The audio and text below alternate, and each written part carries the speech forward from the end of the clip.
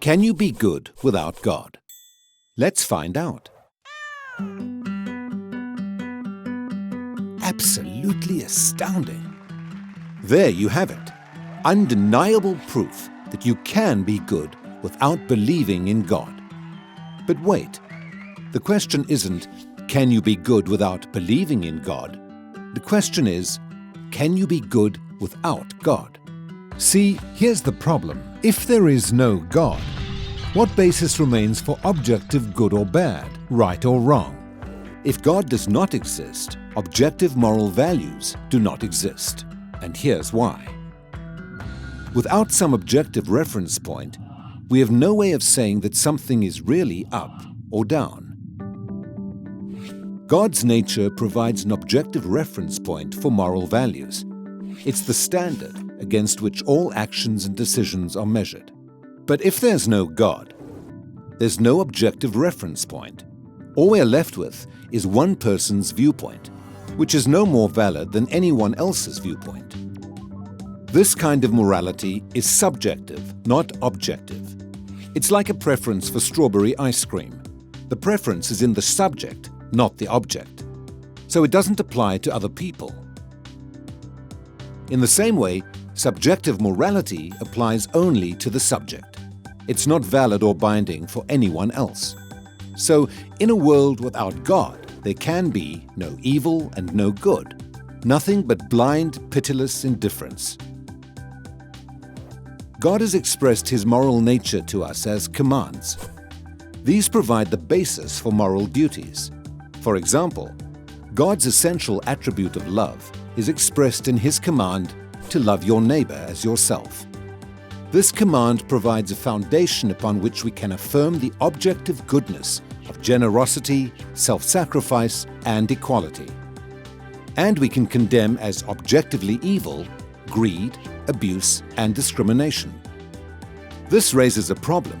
Is something good just because God wills it, or does God will something because it is good? The answer is neither one. Rather, God wills something because He is good. God is the standard of moral values, just as a live musical performance is the standard for a high-fidelity recording. Without your love. The more a recording sounds like the original, the better it is. Likewise, the more closely a moral action conforms to God's nature, the better it is. But if atheism is true, there is no ultimate standard. So there can be no moral obligations or duties. Who or what lays such duties upon us? No one. Remember, for the atheist, humans are just accidents of nature, highly evolved animals. But animals have no moral obligations to one another. When a cat kills a mouse, it hasn't done anything morally wrong. The cat's just being a cat. If God doesn't exist, we should view human behavior in the same way. No action should be considered morally right or wrong. But the problem is, good and bad, right and wrong, do exist. Just as our sense experience convinces us that the physical world is objectively real, our moral experience convinces us that moral values are objectively real. Every time you say, "Hey, that's not fair, that's wrong, that's an injustice," you affirm your belief in the existence of objective morals.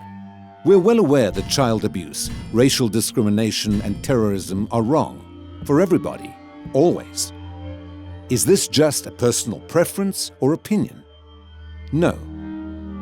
The man who says that it is morally acceptable to rape little children is just as mistaken as the man who says 2 + 2 = 5. What all this amounts to, then, is a moral argument for the existence of God. If God does not exist, objective moral values and duties do not exist. But objective moral values and duties do exist. Therefore, God exists.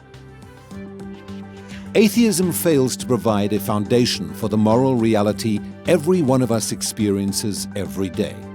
In fact, the existence of objective morality points us directly to the existence of God.